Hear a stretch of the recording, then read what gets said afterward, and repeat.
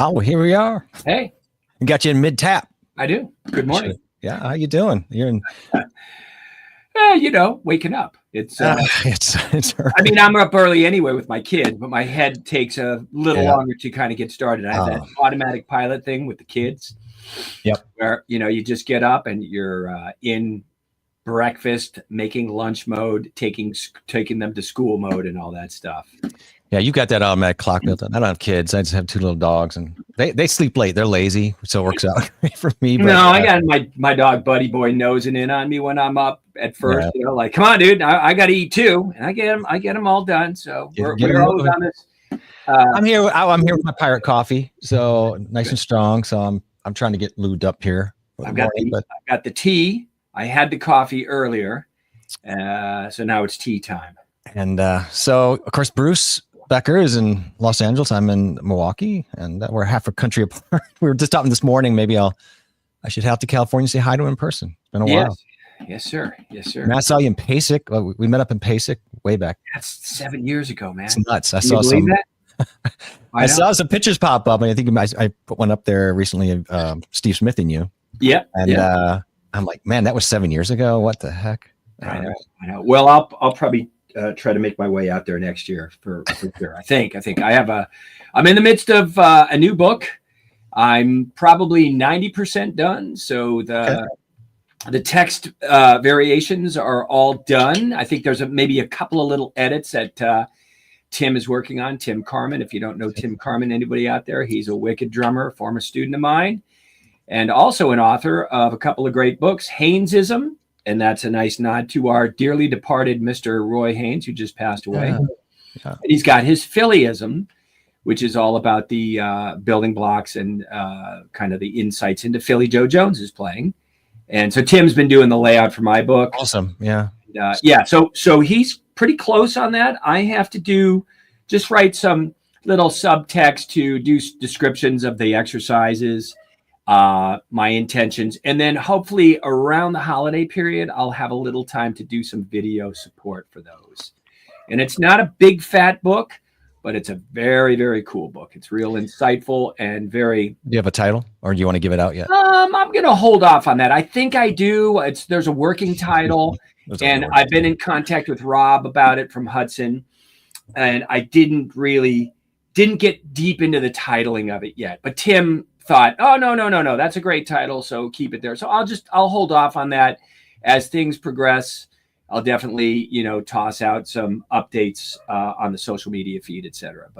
But no, it's I conceived of this book like, oh man, I think when I finished the Ultimate Guide, the syncopation book that I put out last year in 2023, I immediately said to myself, oh man, that's enough books. And then How many books within do I need? 1 second of that, saying that in my head, I went, oh, wait a minute. No, I got this other idea. And so I had it all pretty clearly drawn up in my head. It just took a moment for me to get off my butt and write them out. And I'm not a program guy, so I handwrite them out. And I wrote them up literally in a day. I bought a brand new manuscript book and I just sat down one day and I just started writing them all out. And then I sent them all to Tim. Are you people argue about this, but are you a hold it in your hand book guy or an ebook guy? And I suspect it would be both mediums when you put this book out, or do you know? This will be both mediums. It'll be both. I'm a book guy. I got to have a book. Yeah. I like both. That's the problem. So I end up buying both a lot because if you can, not every book's an ebook, but it's lovely to hold it and to write in it and to have people sign it. Yeah. And then sometimes I'm like, oh, I'd love to have my tablet or somewhere if I'm practicing. It's like I see. I go both ways, but I get it. I mean, there's an ease factor of that too, and with an ebook. I just don't really have. Well, I just did recently buy a brand new iPad Pro for that very reason with the Apple Pencil, so I could have notes and stuff like that, which I thought would be crafty. I haven't really gotten involved in it yet because when I was writing this book, it was still on the old style manuscript book with a pen in my hand and just kicking them out. In hand. We'll say hi to a couple of people quick. Hey, hello there, Nicolo from Rome. Rome. Yeah. Let's see. I was going to say early, but that's the other way around. He's about 5, 6, 7 hours ahead. Yeah, they're from you. They're 7 hours, and from me 9 hours. So it's about 30 something in the evening there. He's going to be getting ready for bed soon.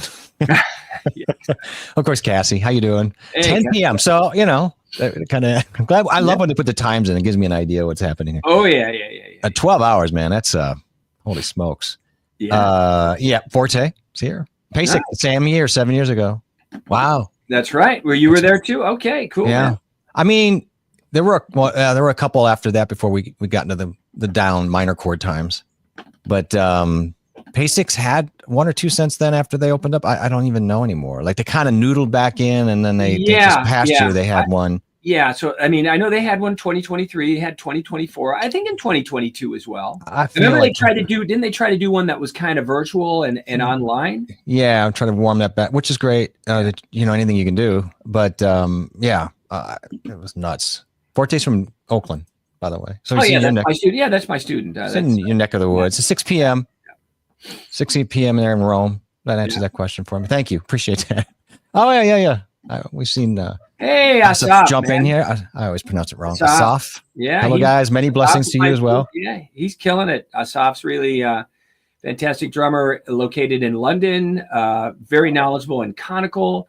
Plays his ass off with a bunch of great, I'll just say, improvised guys, but a lot of that kind of fusion-y stuff. He's got some great, I think, his own material.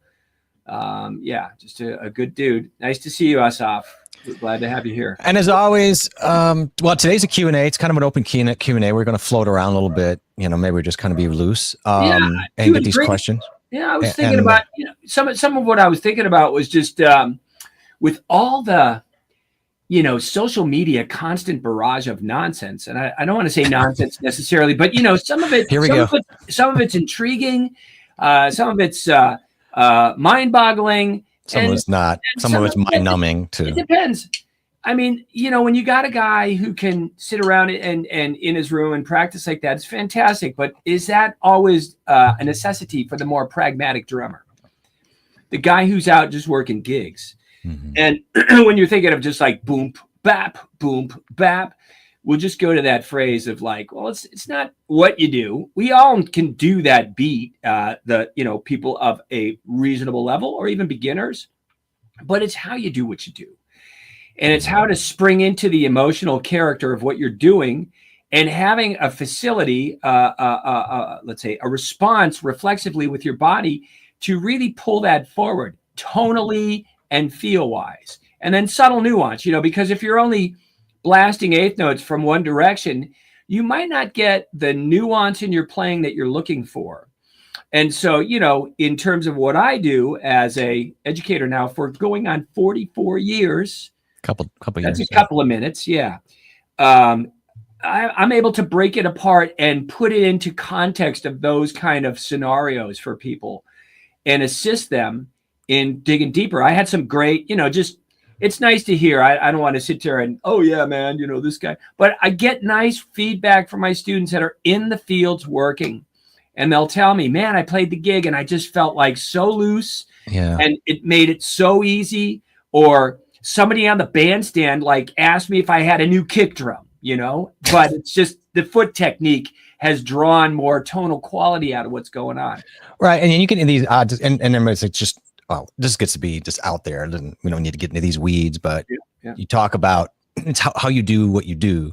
But there's so many things go into how you do what you do. And a technique is obviously the big chunk, but then there's other things like, what is the other balance in your life? How is your prep? How is your warm up? How is your mindset to, everything that's going on? And I think that so many things lead up to how you do what you do, that it's never just one thing. Obviously technique is critical. Well, sure. You need that ability to speak freely, but I always would say that if you have just kind of a head where you're just only immersed in these kinds of things, and like just drumming only or music only, that's great. You want to have that. You need a component of that in your larger fabric of life.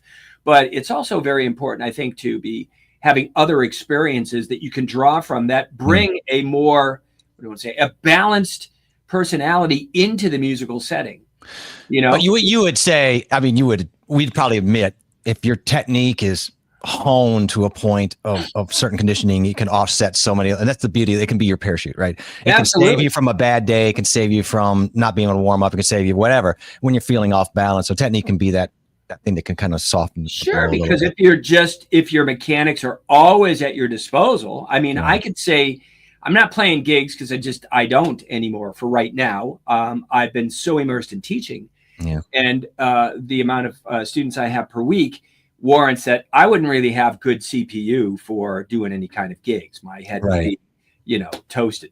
So that being said, when I sit down and I do warm up or play a little bit, and put myself into some kind of musical settings that I would have been enjoying back in the day when I was playing, I'm sort of testing and seeing like, well, how's my facility feel? Do I feel pretty loose and connected? And in most cases, there you go. In most cases, I'm quite pleased with the result. I don't feel like I'm, dropping down in any capacity. I always feel like I'm kind of just inching up, moving forward. And it's a result of a lot of the things that I put out to my students. I practice what I preach. I do the same stuff. I do those same calisthenics. That's what I wanted to say too, going back to, it's not what you do, it's how you do what you do. Mm-hmm.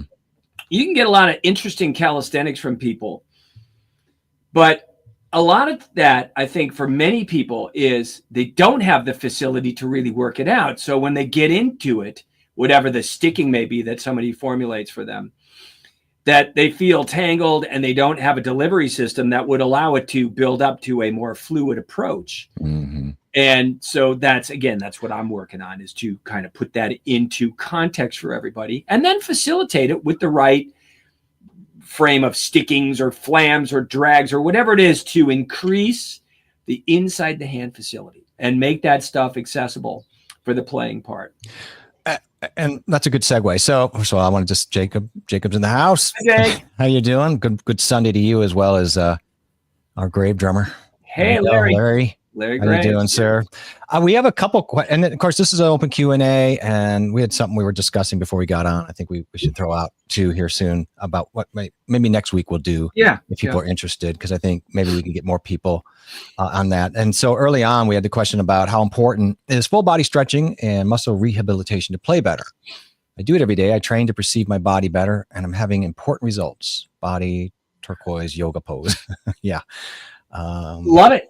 I mean, for me, I've been practicing yoga for over 20 years, and that's been a major savior in just implementing, when you think of yoga. Some people, like I had somebody ask me, like, so what is yoga? I can't remember who that was, but they were saying, give me the description of it, because they didn't really know. And I was just saying, well, a lot of people look at the physical aspects of the asanas, the postures and the poses, which that's important. But it's also about the mindfulness that you bring to it and the breath, more importantly. And in the same context of when you play drums, it's trying to get out of your head and not thinking too much and allow the fluidity of what you do coming forward. And so in a similar context, conceptually and mentally, that's what yoga brings about. And that kind of posturing is just been constant in my life. I think if you lived my life for a couple of days, I'm no spring chicken, but I have 2 young kids, and, you know, chasing them around and doing all the things that I do. I think if I was not doing yoga and being a meditative guy on a regular basis, I'd be blowing up, man. I'd be losing my shit all the time. You know, I mean, younger, yeah. I was like, you know, A-type on, you know, pushing forward, practicing and all that stuff. Yep, same. And so, you know, that's kind of good that I think I came into parenthood a little later, because I had all that angst and all that nonsense kind of a little bit behind me. But so the yoga was like a great formulative practice to kind of blend with my musical sensibilities and fine tune that.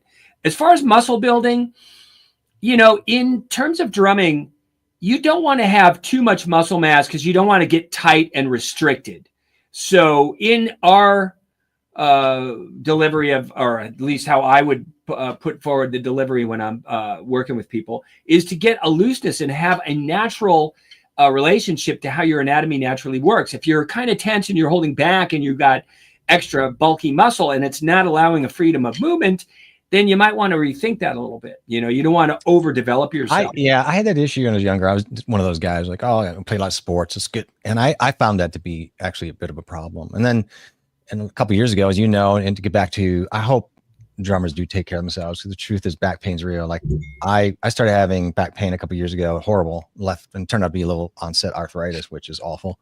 Yeah. So I battle that every day. And the only thing that saves me, honestly, is some type of yoga. I probably should even do more than I'm doing, but I will say, I can manage things, but I mean, probably have bad posture, doing stupid things. So I hope drummers out there are taking care of themselves. And I know like Larry and Jacob and all these guys and Cassie, all these people I know who are out there, you know, they grind a lot. I can only imagine the stories that they have about aches and pains, and you don't want to wait until it's too long. But oh yeah. So, you know, I have some people, like I remember this one lady that studied with me. She's a great drummer, like really good rock and roll drummer. I don't know much if she's gone into any other stylistic arenas, but she has a great Black Sabbath tribute band, and she's really in it, man. She's got the Bill Ward stuff down. And when she first came to me, she was one of those low sitters, you know, sitting way low, complaining about back problems. Yeah. And I kept just stating, listen, if you really want to, I don't really say like change it dramatically for your playing. I say for your practice, make time to readjust things, get things set up ergonomically so that you benefit better from the exercise. So for example, for the foot exercises, I have very specific talking points to work with. Sitting up higher, you know, extending your ankle in front of your knee on your right side, not extending your ankle in front of your knee on your left side, because you want to have a value of weight that you could feel from your thigh right down to the ball of your foot. That's a different approach than the pedal on the right side, your bass drum pedal. A hi-hat pedal has different constructs to it and how it works. And at one point she did that and she told me, oh my God, my back felt great and all this stuff. And it was like, my response is, I'm not really trying to be right. I'm trying to help you out. So I'm just giving you good, sensible, productive advice so that you can extend your shelf life of play. The last thing I want somebody to do is to be staring, you know, their shelf life, that expiration date, like right in front of them and going like, oh my God, my arm's not working anymore. Or my hand's feeling, you know, tight and arthritic or whatever it is. I never claimed to be a doctor, but I can tell you some of the rehabilitative natures of what I've seen from many of my players is astounding, you know, because of the delicacy of what I do on the inside of the hand, as well as the feet. The feet can be just as nimble as your hands to a degree. Of course, you don't have the dexterity of toes moving around like that, and you know, like we do moving our sticks, but you can get your foot really nicely loosened up and have access to it to support. And I'll go back to what I said moments back.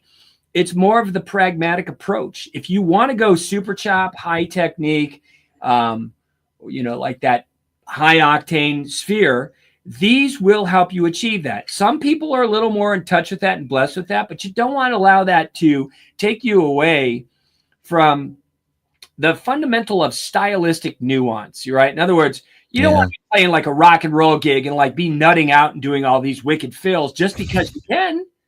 Well, you won't stay on the gig very long anyway. So well, exactly. So I mean, you want to kind of look historically at what's going on. If you're doing classic rock or certain elements of different periods of jazz, you want to kind of get into the knowledge and the history of that, so you are better spoken in that dialect. In other words, it's nice to be. Of course, you want to be creative. That's where I started with my brother. It was all about being an individual and having this.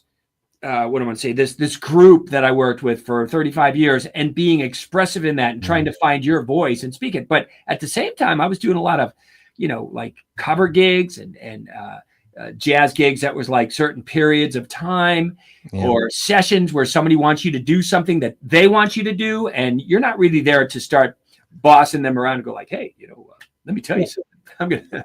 Speaking of, flamma cues are funny. They always come up. Anything. This seems to be one of the things. Flamma cues, anything with flam. So we've got to go in. Any tip on using the flamma cue? Is the downbeat at the end accented?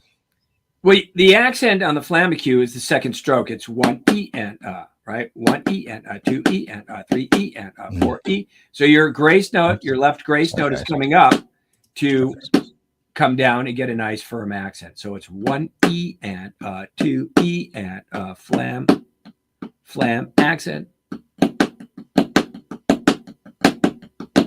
So, and I guess if you're talking about the final stroke, if you want 1 E and 2, I'd probably accent that. I'd have to look at the Buddy Rich book, but I mean, depending upon context, you can find those kind of things in the Wilcoxon book. And of course, the stickings would be readily in front of your face. So you'd have to respond to those and get the proper chord move to supplement what's going on. And if I could be redundant to those who know me, they probably heard me say that and they might be like, you always say that. But the greatest thing about the Wilcoxon book, every sticking is written out. And the worst thing of the Wilcoxon book is every sticking is written out so that you don't have a chance to perhaps do something that might be a little bit more formidably flow driven for your playing. So I like using the Nard book, because a lot of those little studies that have been thrown in there, the 150 solos, are basically, let's say, less directive driven. Oh, there might be a few, but you get an opportunity to kind of formulate, oh, this is how I would move through that. Right. And yes, it's nice to be twisted and contorted to do stickings that might be more challenging. I don't downplay that at all. I think that's really important. But I think you can also try to use your flow. Things that I would have taken away from stuff like that would be, loving double paradiddles in 16th note triplets. If they're single strokes all the time, that's fine. But to be able to throw the double paradiddle or even the paradiddle diddle, so now you go, whoa, there's 3 choices. I could even play it as singles or 6-stroke rolls. It depends. The book I use a lot for some of the etudes that follow a path of my development is out of the Charles Memphis book, the Contemporary Percussionist, because I'm able to set up movement games and rudimental practices and then go, oh, see, there it is in this book. Let's kind of formulate that. And again, that might not be the direction somebody wants to bring it, but I say, well, at least go there, but then come back to me and go like, yeah, I tried that. That didn't work. This worked better for me. And then I go, yeah, now you're developing your personal take and way to flow through a rudimental or a written solo, right? Because that's something I think everybody should have some relationship to. It's definitely not required on the gig, to sit around and do like rudimental etudes, but there's a value to opening up and flowing and perhaps imparting like a little swing value to it when it's appropriate. When you think of it like the New Orleans second line stuff, that's all kind of march. It's rudimental snare drum stuff, but it's got a grease to it that you're not going to see on the paper. Yeah. So And that's where the hand technique comes in to be able to formulate, hey, geez, I'm going to try it this way and see how that flows. But so there was one thing I did want to say about, like, from the rudimental thing is more recently, I was aghast at my, what do I say? My naivety. Okay. So, well, flam aghast, right? Yeah. So I was looking up Swiss triplets, because when I play a Swiss triplet, it's always, my inner thought was, oh, it's just one side of a flam accent. Well, it's not. And so there's an inefficiency to that. If I'm playing,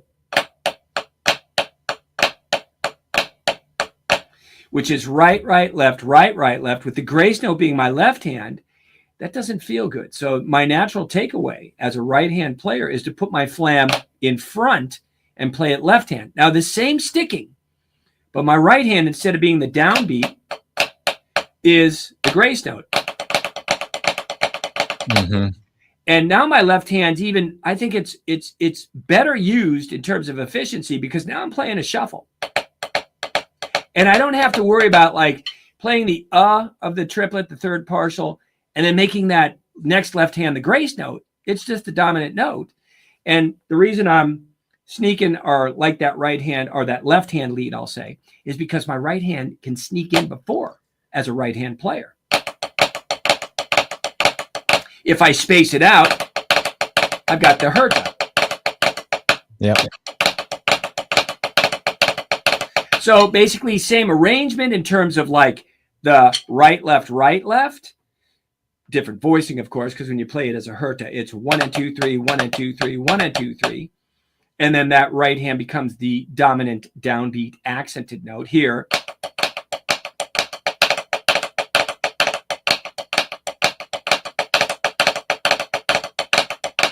So to me, in my head, they're kind of the same. It's just shifting the accent, but the arrangement of the sticking is quite similar in that my right hand is creeping in front of that. It's a really good thing. I like that. I really do like the Swiss triplet for those. It's really working on that, because my left hand's been weak. You know, as I went from traditional to match for a lot of reasons. You know, I kind of struggled with that. Like, I thought that'd be much easier than it was, because I was naive, and it wasn't. And I kind of did revert to some of that. Now, when I grew up, you know, I did a lot of drum solo competitions, and Mitch Markovich wrote, like, The Winner and Tornado, which really have a lot of Swiss triplets in it. Fortunately, a lot of it was right-handed. There were, you know, but I remember the left-hand ones, which is, I'm like, what am I doing here? But it's so important to balance those out. And I'm glad I really stuck with, because a lot we get into another argument about rudiments, because a lot of people today don't seem to think rudiments are that important. Well, you know, I don't think you agree with that, but I would say, you know, you can pick and choose, but I think there's a value to playing those kind of things to work on the nimbleness and the control and the sensitivity that you can develop from that. Mm-hmm. So, you know, for example, if you're playing here's one. So I was playing this, we know this as the herta. So if you know me and you've studied with me, I'll say, oh, well, I've got the 5-note herta. Well, herta is really, you know, the definition is 3 notes. But I'm doing that same factor, and I'm just putting it over 5. So it'll be 1, 2, 3, 4, 5, 1, 2, 3, 4, 5, 1, 2, 3, 4, 5. And in some of the arrangements of calisthenics that I would do, I would have a turnaround, and I would call it a 4-note herta, where it's. So those are alternating. It's right, left, 1 E and 2 and 3. 1 E and 2 and 3 and 4, and 1 E and 2 and 3 and 4, and 1 E. So something like that, just as a practice, can be very engaging in, one, lifting up your left hand to a higher degree of control. We know that the right hand and left hand definitely have 2 different roles in terms of what we're doing as a player. Yeah. Right? You're playing time with your right hand, and your left hand is filling in with backbeats and ghost notes, or little color schemes if it's more improvised and not a steady backbeat thing, where you've got little buzzes and little controlled strokes to complement whatever you're doing with your ride cymbal. So related to that, they don't really need to be actually equal. And as long as I've been playing, and as good as I've crafted my hand to this point in time in my life, I still feel the difference. It's like, you know, identical twins. I, as the father of my hands, know this is Joe and this is Jim. You know what I mean? Somebody else might see it and go like, God, your hands look great. I feel the differences in how they work. There's certain things with my right hand or left hand in terms of shuffling and buzzes that sensibility doesn't really feel the same in my right hand. And conversely, with my right hand, with type keeping exercises, my left hand doesn't hold any closeness to that level of development. Yeah, it's crazy. It's just crazy. And you can spend your whole life trying to get them balanced. And that's what we do, right? We try to get them. Everybody's fighting for that. And you almost see people obsessed about that online. Like, I can't get it to be and it probably never will be. Like, I think you work out anything that you might consider a liability and continually try to improve. I was just curious because we've talked about rudiments before, like, and you're right. You don't need to know all 100, 600 rudiments or whatever, But outside of the roll, which would be probably the most important rudiment, like, do you have is there one rudiment you go, God, this is the one rudiment if I had to take with me to keep my hands nimble? This is, rolls. Maybe it's an exercise, but I mean, is there one particular group? Maybe it's a grouping of. Yeah. Rolls are good. Paradiddles are good. Like flammadiddles, like, would you go, oh my God, flammadiddles? I mean, really. Flammadiddles are really hard. That's like one of the hardest. They really are, but I think because you got the 4 notes in a row. So, I would work on my flammadiddles.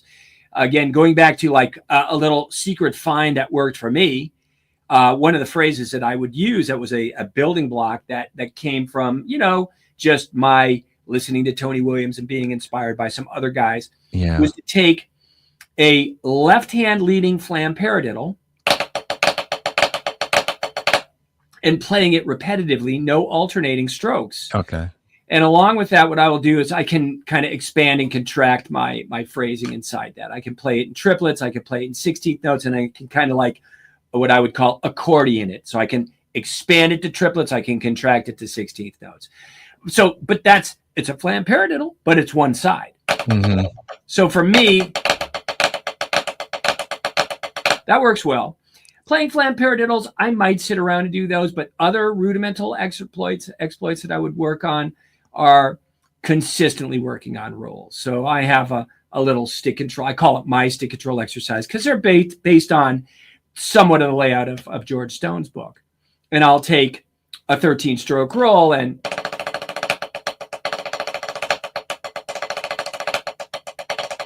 play it from the 13-stroke roll. I'm basically laying out those doubles over 16th triplets, and then I'm playing 2 double paradiddles in 16th triplets.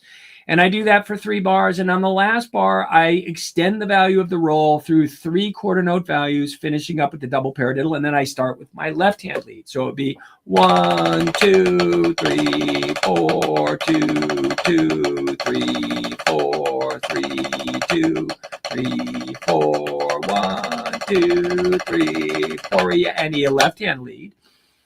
And there are certain movements and inside the hand factors that I would nurture from as an educator to kind of push along the understanding of that. I am particularly deep on rolls because I want to make sure that the inside of the hand is responding and that the delivery, you kind of have 3 delivery systems. And I'll say like the third delivery system can have 2 variables to it. But you got, downstroke doubles, you've got upstroke doubles, and you have tapstroke doubles. And how you kind of formulate your relationship with how those work, and you can detail those to a great degree and move through them slowly so that the mechanics are really being microscoped, really detailed. And that will allow for a cleaner, more fluid double at the end of the day. I don't want to bite my doubles. In other words, I don't want to like snap into the second stroke. I don't want to overproduce like a grinding to them. I want them to be a flow, like a breath. And so as a kid, I was really enamored with the approach that Jack DeJohnette had because it's just so fluid, man. It sounds like waterfalls. And that was very interesting for me. So as a student back in the days with Freddie Gruber, I spent a lot of time kind of working that out and trying to build up my conceptual interpretation of that. I wouldn't say like I sound like Jack DeJohnette, and I don't think I've heard anybody that really sounds like Jack DeJohnette. Although I did hear one guy who did a great version of it, and it was astounding. I was like, oh, there you go.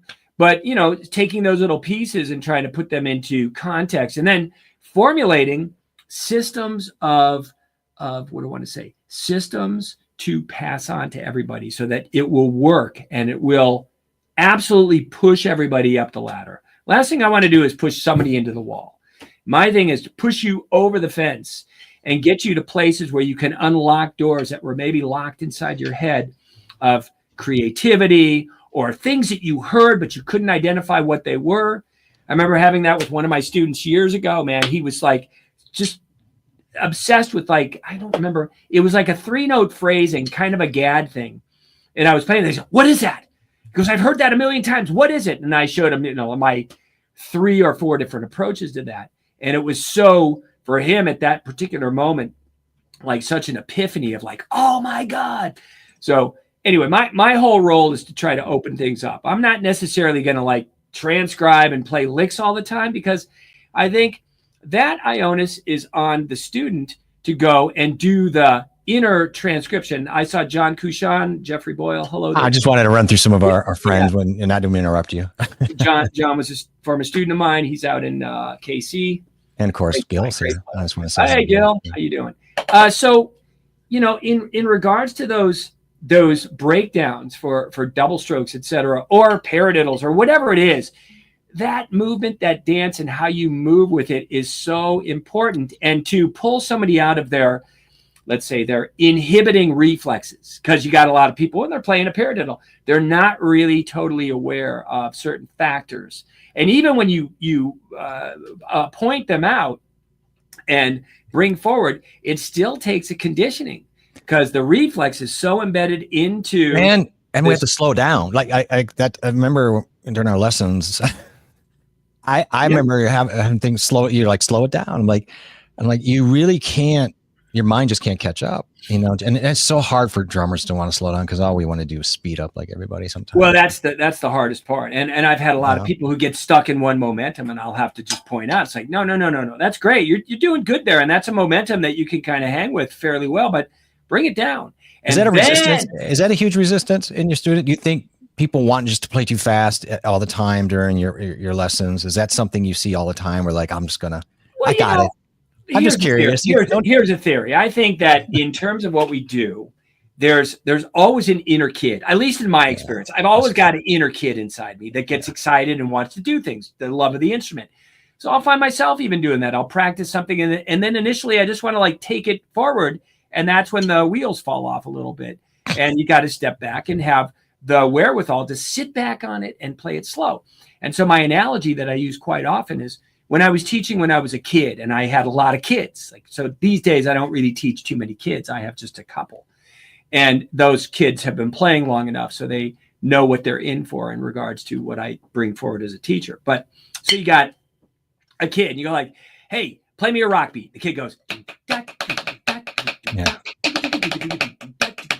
You go, all right, okay, stop. I've heard that one. Now, play that same beat, but play it here. 1, 2, 3, 4. They go, they go right back, just right off. They go right back to that tempo, because that's drummers, the momentum. I don't know about you. You've run into more than I have, but drummers by nature are just not the most patient people either. Like, so you have like this combination of they're high energy a lot of times. A lot of times they're just, like me, ADD, a little bit ADD. Yeah. And so, it's like, I've got it. You're like, played at 60, and next thing you know, you're 120 in no time. And of course that's not what you want to do. That's not what you want to be. But it is, I think the biggest thing I walked away from going back into lessons was when you start slowing these things down and trying to play rolls, for example, really stretching those out. Maybe it's a triplet roll, which I think was one that you really like to lean into. It really exposes so much. Yeah. I have to say, yeah.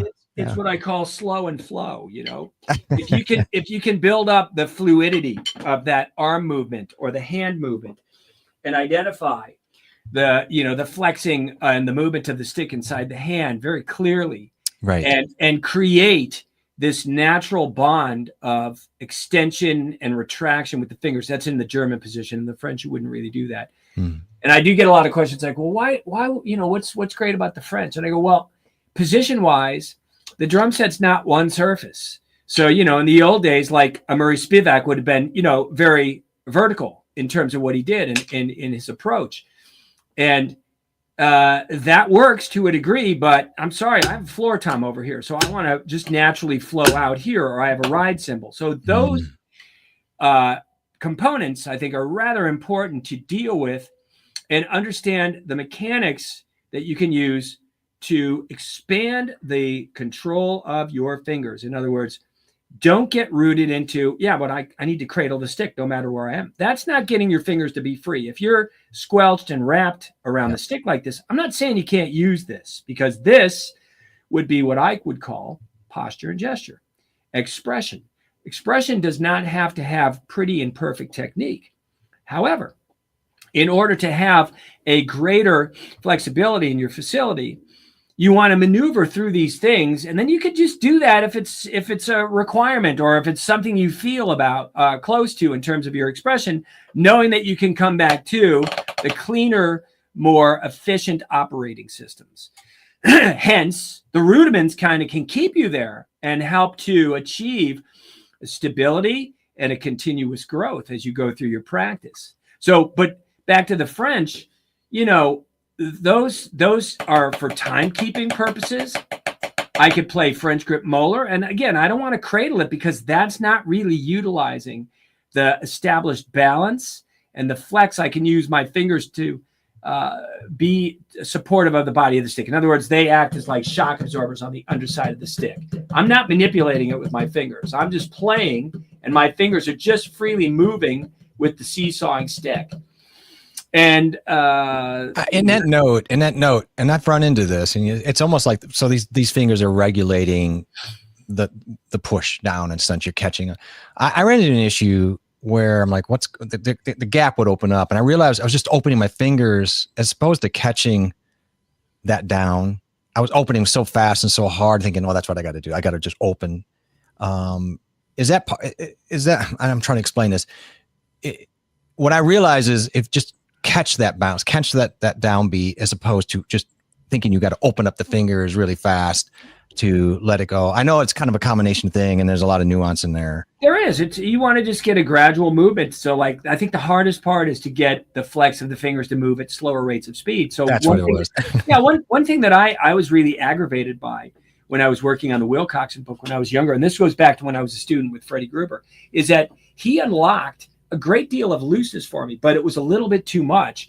And my quest was to find playing situations which uncovered the ugly, the stuff that was not really well set. If I was playing in a jazz setting where I wanted a certain kind of time feel, because I had a reflexive approach to be a little looser, that was maybe not the correct approach for that. And I was like, oh man, what am I doing? So going through a little bit of like a detective and finding different little nuances, and then making corrections and adding an understanding of, oh, I don't need everything to be super loose. I need to also have a containment to some of my strokes as well, so I can get to the center of the time a little bit better. In the setting for me as a more expressive player with my brother David for the 35 years we played together, the looseness was great, because that was the kind of playing that was warranted in that musical setting. So I had that worked really well. But when I went into other arenas, I felt less prepared. If you follow me. I had some of that, because I mean, when I started with you're so focused on and loosening up, because you see, and you want to emulate, I'm like, oh, I want to emulate Bruce, because look at his hands are so loose and soft, and you almost take it to an extreme, and then you go and say, I have to play a gig that's more of a rock gig, and I'm like, you definitely can stay in that realm, but if you go too loose, it can be a little bit of a problem. So I kind of found that by accident a little bit over time, like, oh. Well, so I've drawn back a little bit on the looseness thing, where I go to like the kind of the middle ground, and then after I get that kind of set, then I'll go to the real loose ground. Oh, okay. Because I'd rather build upon a little more infrastructure on that level, because it goes back to the more pragmatic usage of what you're going to do, and then you can continue and kind of push on. So, and I know that back, just reflecting upon the very detailed memory I have for all the studies I did with Freddie that were, they're the template in which I was able to build and launch off and do the things that I do. He got me too loose to a degree. And I needed to kind of find like the fine tuning of that. And again, it was like researching different styles, listening to different R&B drummers like Howard Grimes and Al Jackson Jr., and then watching Gadsden and being aware of the different cats that were, the Funk Brothers, and listening and responding to that, because, your ear really kind of locks into it. There's a question. Oh, I'm sorry. Bruce, have you ever had students whose weak hand was far behind their dominant hand? And how did you approach this problem? Well, I'm going to answer. Okay, so I'll tell you. No, man, you're never. I'm sorry. No, of course, that's the nature of that left hand. So, I definitely promote this, and I have a lot of students that just naturally tap into this before I even have to say it. A lot of my hand building exercises, they'll do in their demonstrations with the left hand purposely, because they know that's the weak hand. So they'll spend that, maybe 60, 65 to 35% time with the left hand in contrast to the right hand, and build that up. That's just the nature of the instrument. If you want, the Simon Phillips and have that really great ambidextrous approach, go for it. But to me, there was not enough time in the day. And I tell you, in my studies, I could pull a lot of those books off the shelf that I studied with Freddie. There's probably about a dozen or so, or maybe 15. And a lot of those things were done, like, for example, the Chuck Flores Jazz Independence book, Volume 1 and Volume 2. Everything I did was right-handed and left-handed. Everything out of the Frank Higgins rock and roll, it was called 72 Modern Rock and Roll Beats. It does not exist anymore. It's a very thin book. And we had a very specific approach to it that I utilize, but I created my own rock patterns that I think were a little more user-friendly. That being said, all those things I did left-hand lead. Okay, I can get around the kit okay with a left-hand lead, but I play with my strengths. I'm not going to go and go, well, I didn't give my left hand enough time on the gig, so I'm going to start playing left-hand lead. Nah, sorry. Practice your weaknesses, play with your strengths. So, if you're looking to build up your left hand, you do have to put some concise focus on it and be really clear. Like, what am I doing with this? What are the attributes that I need out of it? If you're playing a lot of blues, you need to have a good shuffle. If you don't have a good shuffle, then you spend time working on that. Okay. That might bypass some of the mechanical elements that I would impose to kind of lift you there to make it easier to find that shuffle. But you sometimes got to do what you got to do. You don't want to like tear yourself apart too much and deconstruct. But in my building blocks, I tell everybody, just play how you play, do what I tell you to do, follow the lead of that, and you'll notice things starting to permeate in your more normal delivery. To overhaul your hands and make them look like pretty and perfect within 10 seconds is not a reality. And nothing in your life would ever be a massive changeover like that. You want to change your diet. You want to be exercising more. You want to write songs or whatever. Everything's a practice, and it's a deliberate opportunity to reframe and change your reflexes to be more in line with that. And then you get in there and you might go like, oh, that's good. I'm doing it now, but I could do better. And then you dig deeper and try to get even better at it. Like when you do, when you're practicing on the drum set. I did want to reflect back to what you said, Jeff. You were talking about, trying to get your hands to look like mine. So I had a student, Tristan Bowden. He said, man, when I'm playing gigs, man, I look at my hands and I try to imagine your hands are there. And so I said to Tris, I said, am I getting paid on the gig too? Well, it'd be nice if you could just sit behind us and maybe stick your hands through. And that's for the hands. Musically, everybody's got to come up with what they feel is appropriate. My interpretation might not be really your interpretation. If we all listen to the same tune, we might hear some subtle nuances that are different from the other guy. And so, I'm just trying to stick in what I hear would be effective, and my birth year and my path of listening to music and the things that I got engaged with musically are maybe different from somebody else. So that, the path is slightly different. So the interpretation of that might be a little bit different. And that's fantastic. That's what makes the individual spirit of what we do. But it's true. I mean, we're all going to paint the tree a different color and a different shape that when we see the same tree. And we all have our style. And that's what you're saying. We got to figure out how you do, mm-hmm. But we're all going to start probably with the same canvas, same paint, same paintbrush. We'd still end up in a different tree. Mm-hmm. But the truth of it is visualization is such an important thing. We've talked about it. I know we talked about it when we talk about sports, whether it's shooting free throws, or whatever. Yeah. There is a lot of power to that. And we kind of snicker about it, but I think there's a lot of great reinforcement from me that came from watching videos after videos that had to do with you, and going, wow, that's really cementing in my head a visualization and building that myelin connection, even without having to sit there and spend even 15, 20 minutes. Oh yeah, it's super important. Everybody learns a little bit differently, but the factor of seeing it and getting a good, clear narrative to what it is, and some talking points that are clear and not gibberish. That's what I've worked on for a long time, to kind of put it into context where it makes sense. And it has, what I would say, I have practical explanations and examples to put it into, cast it into a format where you go like, oh yeah, I get that. The thing about what I would say from my perspective was that I did my due diligence playing a lot of different things. Okay, I'm not the speed metal guy. I'm not going to go off and do that kind of a thing. But the other range of different kind of settings I put myself into add a lot of volume to what you could talk to and relating to a lot of different people. And that doesn't discount me from relating to what the speed metal guy's about, because, when you're inside music and the identity of what you're doing, there's a lot of commonalities from style to style in terms of, you're going to get up there, you're going to be in the flow, you're going to be moving, you want your hands to work efficiently, you want a certain level of dynamics, not maybe just loud and louder, but that, that kind of transcends styles to a great degree. And so to build it up so that you're fluid is the quest, then you take those tools and apply them to your musical settings. And so, that again is going to be each individual's responsibility to kind of fine tune, like, okay, I need to do this and I need to kind of ramp up this so that when I get to the gig, I don't feel like, like off kilter when I'm playing. I did have like a really fantastic hard rock drummer, I'll call him, double kick guy, but really hard and rock and stuff, from Belgium.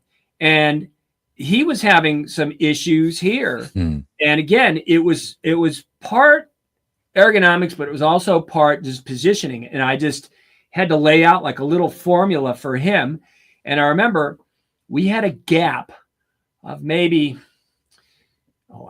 maybe it was like one lesson interval. So I usually do every 2 weeks with everybody, because I find that that's the best interval to engage not only the physicality, but also the mental reconstruction of what you're doing. And when he came back to me, he said, man, I played 6 gigs this last like week and a half. And I go, oh, really? How was it? And he goes, fantastic, man. I didn't feel anything in my forearm anymore. And so those are the results I'm looking for, that realignment, and getting this guy, Louis, he was fantastic. I love the way he played. And getting him to line up, man, and be able to do those 6 gigs without, busting his arm and feeling like, oh, I got to go to PT, man. My arm's messed up. Maybe I need a cortisone shot or whatever. I don't want anybody to do that. If it needs to be part of the rehabilitation process, cool. But also take into consideration the inner workings of what I'm doing, because there is, going back to the yoga thing, there's a yogic effect to what I do in terms of the flex, the stretch, and the isolation of movement that you can have. And also another concept of just balancing the stick inside your hand, getting in contact with that balance value to make it move more effectively. So, we talked about, we were talking about, I just dropped the thing in chat and, get a response, but why I'm thinking about it, because we're just talking about lessons. You and I are kicking around the idea in some future streams, maybe having it where people can I could drop a link and they could come on here in person. Yeah. And you don't have to have your sticks and your pad if you want to still ask the question, because sometimes it's just a motion thing, or you just want to have that type of direct communication. But, maybe if you want to have a pad to demonstrate to Bruce, or even it could be your foot too. It could be either or. Absolutely. I've got my range of cameras here, right? Yeah, it could be. Yeah, that's true. You got your whole range. You figure that out. Camera wise, I'm good. I've got my, you have to be prepared. Right. Here's my foot cam. Right. There we go. So you'd be set. You got your foot. You got the overhead cam. Yeah. You got the over the left shoulder cam. And of course, we got the straight up FaceTime. Whoops, wrong button here. So we can get all the looks we want. Yeah. So we were actually, Jeff and I had kind of already planned out to reboot in 1 week. And so let's just throw this out there, and I'll put it maybe in as I post, because we'll do another post social media wise. And if anybody wants to come on through StreamYard, Jeff can give you the link, and you can come on and we can have a little bit more detailed conversation. Yeah. And try that engagement instead of everybody whispering from the internet only on a text version. I think it'd be just fun to do. I think that it's nice to always engage with people anyway. And sometimes it's easier for people to have that question posed, because usually it's like two-parter as well. Like exactly. Like texting it in 1 or 2 sentences doesn't really bring the whole totality to what maybe you're after. And I think it's great for people to see that. And I also think, if we can get that going consistently, I think it's nice for other people to see other people dealing with the same things that they are, and they go, that affects me. And even if they don't even ask the question, they can benefit from the questions from somebody else being posed. Yes, so I think that could be a really cool thing. So it's pretty easy to set up. We'll work on that to get that out early this week for next week, and then see if anybody wants to jump in. But I think it'd be pretty cool. Yeah, I don't know if I've seen anybody do it in that format with getting somebody live in on a stream, but I definitely think it would be a blast. And we're just corny enough to try it out, aren't we? You know what? We'll break the internet, whatever. We'll break something. It doesn't matter to me. I think it'd just be fun. I think it's something we've kicked around, and I think why not? And this medium's made for that. All I got to do is drop a link in, and once we go live, I'll drop a link in chat. They grab it, and then all they got to do is put it into their browser. You're in, That's and right. I'll be in the green room, but I mean, you'll be in, and I can have them come on when they need to come on. So we will put that all in there, some kind of social format, put that out there. But I think we should extend that out for people. I think they would love to have that. It'd be nice. You have the people from across the globe jumping on with you and asking, man, how do I get my fingers all nice and loose and comfy? That's right. Just get yourself set up, and like I said, if you have a pad and sticks, just get your camera set up right in front of yourself, Or if you don't have a pad and sticks, you can still ask physically and verbalize the question rather than having to text it. And then we can be even more maybe deep in the conversation and put forward some good quality conversation and engage everybody a little bit more. That would be fun. So yeah, it's just good to, and it could be, some questions can be outside even technique as long as we're in the drum world, and that's cool. Because I think sometimes it's going to be about posture, sometimes it's going to be about headspace, and I think it's great to have those dialogues. So even if it's not necessarily a specific technique question, it could be anything. How do you prepare? How do you warm up? How do you engage for gigging life? There are a lot of people who want to get into doing gigs for a living. What does that mean? There's a lot of things. So I'm open to those conversations. They're fun to have. I don't even know how the gigging landscape has changed or not. I mean, I know there's guys. I get calls every now and again, like, "Hey, man, you want to do these gigs?" And I often, kind of. I start measuring. I got kids. I got dogs. I got lessons and a wife. My week is filled like every day, Monday through Friday, I'm teaching full time, like, from 10 in the morning off until maybe 8 at night. I'm not straight through, but I have some breaks, but it's pretty intensive. And I'm carefully making sure that I'm not tapping my brain out so that I am physically here and mentally accounting for what's going on, so that I'm not just kind of, yeah, man, cool, or whatever. I'm very engaged in what I do in the building block process. And my recall, let's put it this way, is I know what I'm doing with everybody. So it's like, even with my notes, it's funny, I'll miss something maybe in my notes, and I'll go like, we need to do this. And then the guy will go, we did that. And I didn't read my notes very carefully. And I'll go, oh, well, good for me to know that that's where we were going to go. I think, it's never just willy nilly. A lot of people here probably have taken a lesson or two from you, but for those who haven't, Bruce is prepared. I will say you are grinding every single day. I could tell you, like, a real job, and you do have your notes. Like, I was always like, wow, this guy is really on top of it. And then you're always so cool about, like, I'll just make a little video about each little thing, and you'd send those. I mean, it's incredible because you always walked away with these assets. I mean, I showed you, I have a whole Notion database set up of all of our lessons, and you would send sometimes three or four different clips of follow-up, and they're all in there. So I have all that plus the notations you send, plus I'm like, it's just like a wealth of information that I walked away from our lessons. And that, not to say that I would like to get back into lessons, but I'm just saying that you walk away with so much, no matter how short.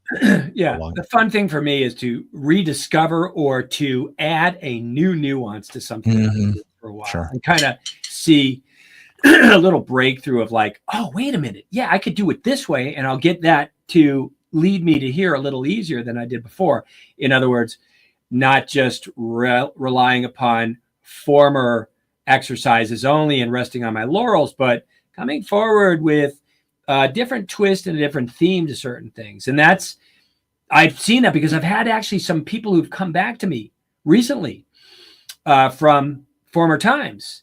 And I'll look back at my books and I go, oh yeah, we never did that one. Here's a new twist to this. And this will really advance a little bit better. And it kind of consolidates a few more things into the exercises that you're looking to do. And those are calisthenics. Those are refined on the inside of the hand to reshape and to readdress the connection and the sensitivity of the stick inside your hand, and to also reproduce a consistency with it, whereby the formulative positioning is always available, but you can go and spin off and do your, what I would call your dialectical nuance or your posture and gesture to express what you need in the set of music that you are now playing, because it's not a one size fits all the time. I'm curious. I don't know how many guys here, they're sitting in here right now, play traditional grip. I'm guessing not as many that used to. And I know that's not, you do teach it, but it's not your thing. Like you don't use it. And I do for brushes because I can't. Brushes. I tried to play brushes in a match grip a million times, like practice it. And I go, I'm a match grip player. Why can't I do that? But there's something about the traditional grip that just lends itself a logic to me for brushes, because you can open and close your hand and swim around the perimeter of the drum and paint. Here, I just always felt like there was just more excessive arm movement than inside the hand. Sure. So, but this works well. It's just I never feel the bottom of the drum like I do in the development of my match grip. And I remember Dave Weckl just put out a clip. I saw like maybe 4 or 5 weeks ago, and he said like, match grip or traditional grip. And he said, if I had it all to do it all over, I'd probably be more inside my match grip playing, but I made a decision and I'm kind of so in it that I don't have the time to kind of readdress the match grip stuff. Well, I'm sure he plays it a little bit, but his sensibilities have been so nurtured and developed to that high degree, whereas traditional grip is just his strength. It is. And I believe I grew up, I was a hardcore traditional grip. That's just only because I was taught. And, it's some people who play traditional have just a little bit of like this, I would say arrogance to it, but I think they hold on to it so like it's a special thing. I struggled playing match grip for a long time, but when I was gigging so often, the match grip, the traditional grip was hurting me. Like you have to do that right on a rock gig, or you're going to really shatter some things. And also you are leaning. Like I was never good at getting out of the lean. Now, some guys who are really good at maintaining such a great posture and getting to the bottom, I was just not one of them to really do that in a rock sense. But no, tell you do. But I have to say, I'm so more comfortable with it. And it's been really humbling to move to match grip. And I almost gave up on it, but I haven't. And I'm glad I haven't, because in the last 6 months to a year of just constantly noodling every day, it's just something finally is connecting with me on that and some of the things that were just bugging me. But I was just curious. And there are people like Gil that says he does actually. I'm okay. Yeah. See, I think. Yeah. I mean, I started traditional grip too. It's just when I, got the first guitar player over my house and I was trying to play Can't Get Enough of Your Love by Bad Company, going 1, 2, 1, 2, 3, and bye. It just, I tried it and it didn't feel good. So quickly I was off to, hammering and hitting with my left hand, as undeveloped as it was in the match grip. But you made a point earlier when we're talking, again, getting back to, and I saw, I don't know if I pronounce this right, Spiro the Knob. I'm going to pronounce that wrong. I mean French. I think he means to say he plays French and American grips. The way the equipment has changed now. Of course, you could set anything up the way you want, but a lot of it is there isn't a need, obviously, for traditional grip in the traditional sense, because we know where that came from. So some guys will set that up and they'll cock the drum a certain way to kind of allow for that, of course. But then you have other issues. So it is frustrating. But now then Steve Gadd will come out and say, "Yeah, I hear you, but man, there is a different timbre and a different nuance you're going to get if and of course, but then I think Steve Gadd, you probably would get that in around you too. Well, I worked on a lot of the positioning in match grip for jazz playing to replicate this angle in my match grip play. Okay. So I have that sensibility. Although if I put the traditional grip, I can go, oh yeah, there's a little more subtlety that I could maybe put in there. But again, I don't like playing wise. I wouldn't be able to really be expressive and get around the kit like at not even close to what I could do in the match grip. Okay. But so that being said, I did want to formulate like, the levels of what you do when you play, like what I would call thresholds of drops. I sit up, and I've got a lot of people saying like, man, you sit high, but I want to be able to formulate a reasonable drop to my backbeat or other things that I may want to have in my playing. And so to catch traction with the weight, and it's not just my arm, because my arm doesn't go falling in front of the stick. Right. I fall with the stick. There's my bottom. But for this, that's limited. Now my bottom is here because I want to stay a little bit more uprooted to the stick tip. I don't want to overstimulate rebounding and let that stick go kicking away from me. So there's variables of heights and drops. I find that with the traditional grip, you do have to kind of, fall below if you want to feel that, because if you're only falling to here, you're limited on what you could do. And I've seen guys who set that drum up high, and I just go, man, I would never, not that kind of guy where I'm going to go like Freddie, hey, that's really fucked up, man. Don't do that. Like drop that snare drum or lift that, whatever it is. But if somebody has a conversation with me, I'm full board on going like, listen, let me tell you, this is going to be much more to your advantage. At least do the what's the difference if you don't know the difference. Walk through the process so that you can experience and kind of get inside what I'm narrating. And then you'll start to see. Lifting my arms, as Bruce said, has been a big help. That's right. Jake and I have really kicked through that. Yeah. Jake's, a solid backbeat player from his years of playing with Semisonic. So he's got like a good, solid, centered backbeat. And I know that he's match grip. Yeah, right. not just as an educator hanging with him online for a number of years, but I went to see him summer of 23 at the Greek Theater. They were on a tour with ladies. Yeah, that's right. And it was just solid, man. So yeah, we've been working on that and kicking it around, and then working settings that would not necessarily always be what Jake would find in the musical palette of Semisonic, but Jake's a guy who wants to refine and elevate his playing. Like I find a lot of people, you don't want to get stuck into one kind of smaller circle of what you can do. You want to expand. You never know what maybe comes your way where you go like, oh, I'm prepared for this because I've worked on these kind of nuances to my playing. Well, it's true, because I found myself playing a lot of hybrid percussion gigs later in life. And so match grip became more predominant as well. And the other issue is I just could play so much better with my traditional grip,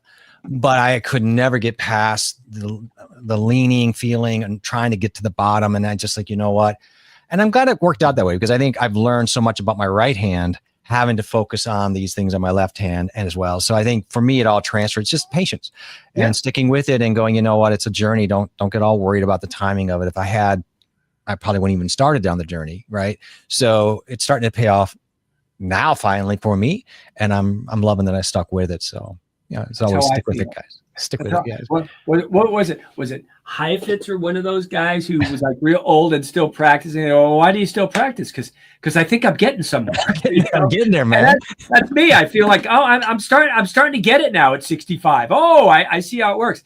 Freddie Gruber would say this to me. I think it was more related to like his teaching and breaking down. It drove me nuts because it was like a constant statement of him in over, I don't know, I can't remember how many years, but it came to him and he would go, Bruce, now I know. Okay, that could be also like a lot of other things too, but it usually was used for anything. Something maybe centered around drumming and teaching, or it could be a life thing. It depended. But I go, Freddie, you said that just a couple of days ago. No. Now I know. And it was on and on and on. Like the next week, the same thing. Let me tell you something. Now I get it. And I'm like, okay, you didn't get it last week now? No. So, but that's how I feel. It's like it's a continuous stream of kind of upward trajectory with what you do, as long as you stay humble to the process and keep the sticks around. I wanted to respond, though, that one guy put up French and American. I didn't know what the context was, but French grip would be in here. And I wouldn't have my fingers locked in, and I wouldn't have my wrists turn like that. There'd be a whole other sensibility to develop the flow of that. And American would be kind of a little bit of a hybrid, just allowing the forearms to roll out so that if I just did a quick breakdown, if I'm in German here and I drop bip, that palm down. If I come with my elbows out and I tell everybody in the German position, put your elbows out, and here's what I get. Whoop. And I say, no. Just put your elbows out, but keep your wrists at the nice turning point. And now let your wrist drop. And now your space between the thumb and index finger is your centerpiece to that. And you don't want the stick to necessarily stay in line with your forearm, because when I'm playing singles, the butt end of the stick would be somewhere between my side and my forearm. And you've got attributes of grabbing fingers, but you still have an access to the wrist. And you don't want to always come out in a diagonal or a lateral. You do want to think a little bit more of a nice elliptical, almost vertical, but there is a orbital value to that. Right. And those attributes in a more natural setting would be kind of where I sit. My forearms roll out. So sometimes I'll have somebody look back at me like, oh yeah, so when you're doing those doubles, I see your left arm's kind of rolled out. I go, then I have to do the dad. Yeah. Do as I say. I do. but I'm not thinking about it. But when I'm doing something very focused, like some of those rudimental exercises that I will practice, like 3-stroke rough paradiddles and double paradiddles and drags and stuff like that, I want my palms to be set down so that when I get the pull is definitely more definite of a vertical draw inside the hand. And I'm kind of working a muscular or pressure point value to some of those squeezes and putting the ionis on the back of the hand. And again, how the stick sits on the fingerprints and all those little attributes that, they're hard. I can speak them out. And I know a lot of people go like, yeah, I gotcha. Yeah. But I can put it into a very clear context where you can feel it and you know what it is. There's no like, it's kind of vague. I kind of get what you're talking about. It's definitive. I'm pushing on that to really manifest like a relationship to how that works. And when somebody gets it, I can tell you 10 times out of 10, maybe 9.5 times out of 10, I could see it from this vantage point on the camera when it's right up there. You got it right there. And they'll go, yeah, I felt it. And that's the connection, getting that kind of response. Because now when it's been responded to and felt, once you do it once, you can do it 100 times. It may take you a moment to get the consistency value, but you felt it. You go, all right, now I got to chase that feeling. And that's what we do. I mean, I've done that for years, just chasing that certain kind of quality feeling of how things move and how they are orchestrated, and the textural factor of feeling the stick on my fingerprints and all those little sensitive nuances that maybe aren't necessary for every kind of a gig. But boy, do they add a lot of color and a little bit more range in what you can do in your head, on your feel, right? Yeah, a lot of, because you just have many toolboxes, tools in your toolbox to play. Yeah, man, that's it. Yeah. So I just wanted to kind of say, well, let's wrap it up. But I want to put out there again, as Jeffrey said, we can next week, if you want to engage, we'll have a link, and Jeff will bring you on, and you can come on and be on camera if you're amenable to that, and we can have even a little deeper conversation and engage the people that come and sit with us on this live stream. I think it'd be a lot of fun. It'd be just a light. Bring your coffee, bring your sticks. That's right. Jump on, say coffee hey. Must. Well, I got to have the coffee. Coffee or tea. Some people are tea drinkers. Well, okay, that's fair. Nonetheless, sometimes I got to do decaf. Getting older. If my kids were here, it'd be hot chocolate, but that's another thing. Boy, not all hot chocolate's the same. No, that's true. You got to find that right cafe. It makes great coffee. Hot chocolate. The real German stuff, right? That's what we had when we were overseas in the summer with the kids. Man, they were loving it. In the summer. Yeah, they wanted to have. I did the same thing. I like a hot chocolate in the summer. What are you, nuts? Well, kids don't care, but exactly. They're seeing me drink a latte, so they're going like, "Well, you're drinking a hot latte. I want a hot chocolate." Yeah, that was kind of a boomer response by me, because I drink coffee in the summer. Why would you drink hot chocolate? I don't know. I guess you're right. I don't know what I was thinking. To me, it's a winter thing, hot chocolate. I know. I guess that's why I think of that way. But what's the difference between that and some Well, they're chocolate kids. They're not latte. going to drink coffee. Although I see my daughter tells me of kids that are like drinking coming to school with Starbucks in middle school, and I'm like, oh my god, I didn't even drink. I don't think I even had coffee until I was like 25. Yeah, but those have like 1/10 of the caffeine of like a Monster drink, even, or something like that. So those kids are drinking that stuff. It's like, oh no, put that down. That is forbidden here. Yeah, that's forbidden here too, because it'll make my heart go through my chest. But yes, exactly. I don't want any part of it. All right. Well, hey, thanks to everybody for showing up and hanging with us. I know that we didn't have like a definitive topic, but as usual, we do kind of fray around the ends here and go to different topics. But I hope that you'll join us next week and come online and be live with us. Yeah, jump on. Don't be afraid. I think it's good to have these different topics, and you know, something will speak to somebody, something won't. That's okay. A lot of people are probably just folding clothes, listening anyway, and that's okay as well. Nothing wrong with that. No. We had a nice little group in here today. I appreciate everybody that jumped in here to say hi, and it's good to see everybody. Boyle. Right on, brother. Yeah, right. So I wanted to give a prop to Mr. Boyle, and I guess with that, I don't really have anything else to add. No. We'll see you around the same time next week. I will post on social media. Jeffrey will too, and let's hit at it next week, guys. All right. Well, I'll get my pad together because I might try to get myself a cheap lesson while I'm sitting here and do it, brother. Do it. Yeah, because you'll have some good pointed questions. Absolutely. I try to contribute to the show a little bit. So. That's right. All right, Bruce. So everybody, I want to thank everybody. Bruce, we'll see you on the other side, my friend. Have a great day, everybody. See you.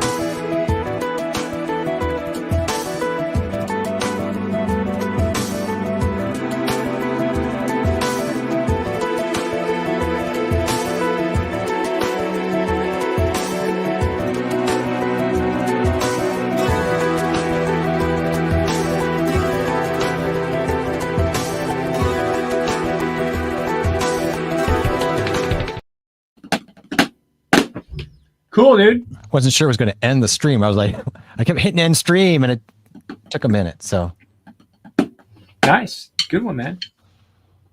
Make sure we might even still be live. Let me just see. Hang on a second. I want to make sure we're not still live here. Yep, we are. Hang on a second. Don't say anything dumb. Okay. YouTube and what do you call it? StreamYard not playing well. So you guys got a bonus if you're still on here. I see a couple people here.